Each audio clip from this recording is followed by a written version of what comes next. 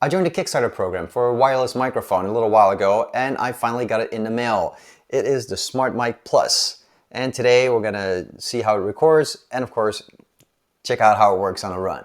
The SmartMike Plus is made by a company named Sabine and is made to be used with an iPhone, but it also works with Android. Now I have an iPhone, so I'll be testing it with an iPhone. It connects through Bluetooth because it's wireless, and it's very easy to set up. They have a special app that you can use for it, but it also works with third-party apps. They say the battery lasts up to 5 hours, so that's pretty much good enough for most runs. The mic came with a little pouch, an earpiece, a wind guard, a small cat, and a directional microphone. Now the microphone itself has a clip, so you can easily attach it to your shirt. Now recording sound indoors is a lot different from being outside. And I think even indoors there might be a little bit of a difference between the microphone on the camera or the SmartMike Plus. But I think outside will be where the bigger difference is. And of course I had to test it on a run, which I did. So let's have a look at how that went.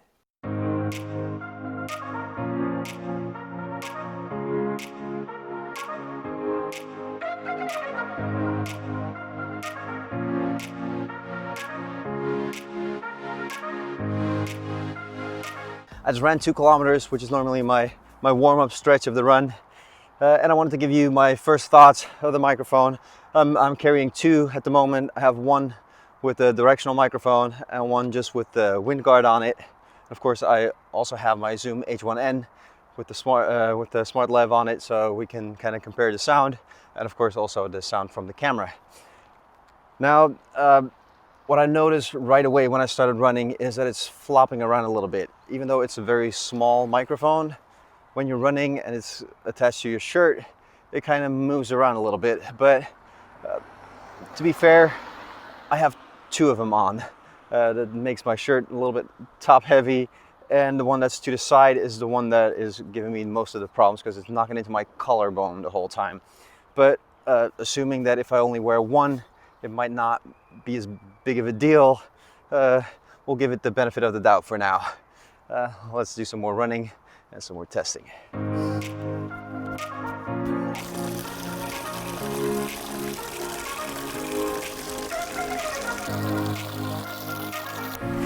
How about those sound effects? Okay, so I run here quite often, and at this part of the course, there's still a lot of traffic around. There's cars driving around, there's people walking, biking. So there's some more ambient noise than when I'm further in where there's no traffic. But I'm thinking it's not going to bother the microphone. It shouldn't, I think. It's very close to my mouth, so it should pretty much just capture what I'm saying instead of picking up all the sounds from the cars that are driving by. I think it should do pretty well with that. Okay, so let's do a little sound check to see how the microphones do. Now this is the sound from the SmartMike with just a wind guard on it. I'm thinking there is a little bit of wind, which could be a problem, but there's not too much wind. It's an open area here. When I used to film with only the microphone on my camera, I would kind of skip this part to film here because it would always bother my camera sound. Now the directional mic, that doesn't have a wind guard on it at the moment, so I'm thinking that might have a little bit of a problem with the wind. Still, the wind's not that bad, so I'm not really sure. But I'm really wondering what the difference is in the sound with the directional mic and without the directional mic on it. Now the sound from the Zoom H1N, I'm very happy with that sound. I know what it sounds like. The wind, if it's like this, it normally doesn't really bother it that much. So I know I can count on that. The sound from the GoPro Hero 8 that I'm filming with now, in the previous tests, it did really well, even with the wind, even while running. So seeing that the microphone is in the front of the camera, I'm assuming that the sound would be pretty good on the camera as well, which means if the SmartMike performs well, I have a lot of different options to pick from with the sound. If one screws up a little bit, the other one will pick up the sound. So yeah, it's always good to have a backup. We're in a windy area right now, so it's perfect to actually test those conditions. Now we'll start with the SmartMike Plus with the wind guard on it. I'm thinking it might have a little bit of problem with the wind. Maybe the wind guard is enough. Later on I'll test it with the dead cat on it to see if that performs better. Now the directional mic, I think that might have a problem with the wind. Maybe a wind guard or the dead cat will fix it on that too. I'm not really sure. But with the open mic like this in a windy area, I think that might be a problem. The Smart Lab on the Zoom H1N normally performs pretty well, but even in an area like this, I normally don't bother using it because it's just too windy. The microphone on the GoPro Hero 8 normally does pretty well. I tested it in another test, and the microphone is in the front of the camera, and even while running or in windy conditions, it does pretty well. So I'm thinking even here it should pick up the sound maybe better than a microphone does.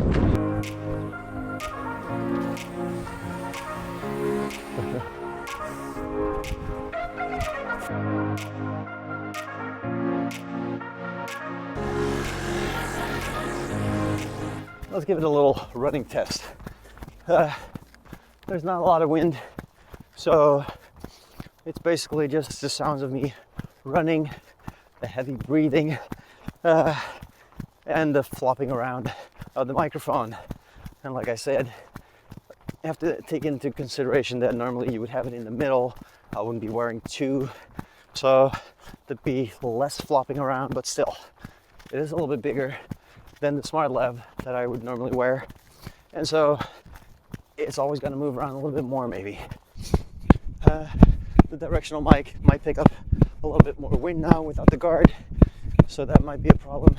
I don't know if it really is an issue. The Smart Lab with the Zoom H1N, I think should be fine right now. And the GoPro Hero 8, I don't think should have a problem. There's really not that much wind. And with the microphone in the front, I think that does a lot better than it did with my GoPro Hero 7. So I think sound on that should be okay.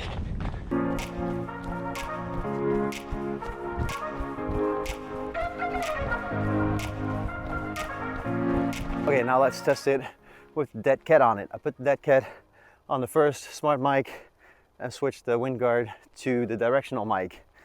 I'm kind of scared of losing the wind guard on the directional mic because it doesn't really fit on there tight. It's kind of on there just loose, so I'm hoping I'm not going to lose it. I'm thinking it might make a big difference, especially the dead cat might help a lot with the wind. On the other hand, it could also stop a lot of sound. If you have a dead cat that is not made properly, you can buy really cheap dead cats for microphones. I've tried them myself, and most of the time they're just horrible because they just close off a lot of the sound or end up having a lot of like extra popping or sound of just it moving around on the microphone. If you're gonna use a dead cat, get a good one. Just spend a little bit of extra money on it because it's gonna make so much difference. So let's do a little bit of running with it. We'll start with the dead cat. I feel like it's flopping around even more now. I don't know if that's the case, or I don't know if it's because of the dead cat on there, or if I just clipped it on differently now. But I'm thinking the sound should be different. It should be better. But even with the wind guard on the directional mic, I'm thinking that should help a lot. I think it should be very different because I noticed that difference on the Zoom H1N because there's a little wind guard on it, and if that's off, it makes a big difference. So even a small soft wind guard, it's very light. It still helps a lot with the sound, with the wind, especially while running. You just need something to get that wind noise out of your sound. And as you probably saw before, I lost a wind guard on the directional mic, which is what I was kind of worried about because it didn't really fit on there properly. It just sat on there loose. So now I'm backtracking to see if I can find it again, because I do need it for the SmartMike without the directional microphone. All right, so I don't actually know what it sounds like yet, what the quality of the sound is. You just heard it, I still have to hear it. But just from a standpoint of usefulness, why would I use the SmartMike Plus instead of the Zoom H1n that I'm using all the time now? To be honest, I enjoy the fact that it's wireless, that you can just clip it on, record on your phone, and just go. On the other hand, the Zoom H1n, you plug it in, you record, you know it's working, I'm kind of worried that the Bluetooth connection somehow gets interference or cuts out, and then you end up without a sound recording. I use my headphones, they connect with Bluetooth. It's not an issue for my headphones, there's always sound. So maybe I'm worried about that for nothing, maybe that's not even an issue. But still, I don't want to risk having no sound. And with it being wired, I know there's always sound, it's plugged in, so it works. Of course, I've had issues with my sound with that as well, with pressing the wrong button or not turning it on at all. But yeah, so something can always go wrong. But the wireless factor kind of worries me, even though that is also the convenience of the SmartMike. Will it replace my Zoom H1n? I don't think it will ever replace my Zoom H1n. That's not why I got it. The reason that I got the SmartMike was because it's very convenient to have a second microphone with you.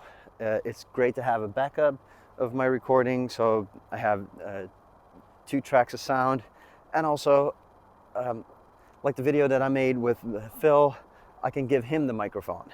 I can record his sound. If I'm running a race and I run into someone, I can just clip off the microphone, hand it to him or her, and have a conversation, have it recorded, and you can actually hear what they're saying. Because a lot of times I talk to people during my races, they come up to me, ask me about the camera, or ask me about my race, or see my shirt or whatever.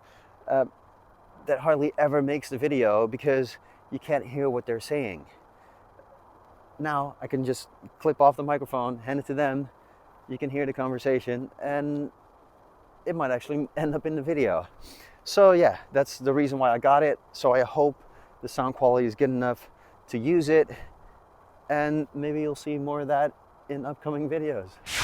Okay, so the wind guard didn't really fit on the directional microphone, and I lost it. So I don't actually know when or where, and I don't know if I actually had a good test with the wind guard on, or if it was actually not even on there anymore when I was doing the test.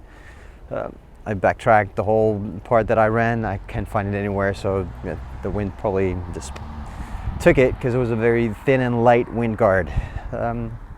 So yeah, I don't know if we have a test for that, but the wind guard's gone. After watching and listening to the footage, I must say I was very surprised. Now, the company made some promises, so there were some expectations, but still I tested it out of the box real quick just with my phone, and I listened to the sound from my phone, and I wasn't very impressed. So I kind of expected it when I took it outside that it wouldn't do too well. But yeah, the part where I'm by the water, where it's always windy, and even my Rode Lav mic always has problems with the wind there. The SmartMike Plus didn't have any problems. You could hear me perfectly. You didn't even hear any wind on there. So I was very amazed. Now, this was a Kickstarter program, and with Kickstarter programs, you kind of have to keep in mind that things don't always go as planned as they advertise it. So I was kind of skeptical about the microphone, and I figured it'd be a good microphone to have for indoors or in good conditions outdoors. But I thought the running would pretty much kill all the sound quality. but it didn't. And in most cases, it actually outperformed my Zoom H1n. I used two phones to record both microphones separately. Now, I was out for a pretty long time. I was filming and walking, so I was out for about 3 hours, and I started the recording before I went out. So the recording was a little bit longer than that. But after the run, when I came back and grabbed my phones to turn off the recording, both of them had already stopped. Now, the first microphone recorded 3 hours, so there was pretty much the entire run on there. The second one had about a little over 2 hours, but I don't know why both of them stopped. And the thing that I was kind of worried about, that something would happen with the recording, that for some reason you wouldn't have a recording when you thought you did, it happened with both of them. So I don't know if I did something wrong, if it's something in the settings, or maybe by accident I pressed a button on there for both of them. I have to figure that out, but yeah, that was not a good thing. I love the sound quality on the SmartMike Plus, and it can probably outperform the Zoom H1n in some conditions, but the fact that it can turn off by itself will keep me from using it as my main sound source. Now, I'll definitely be using it as a backup. I'll take it with me just in case, so that I can use the sound when it's on, and I'll try and keep my eye on if it's recording or not. But yeah, I still have to figure out if I can keep it from turning off. Even with it switching off, I did have my recording, and I was amazed with the quality of the sound. So I'm definitely looking forward to doing a lot more runs and recording with the SmartMike Plus. Now, until next time, get out there and run.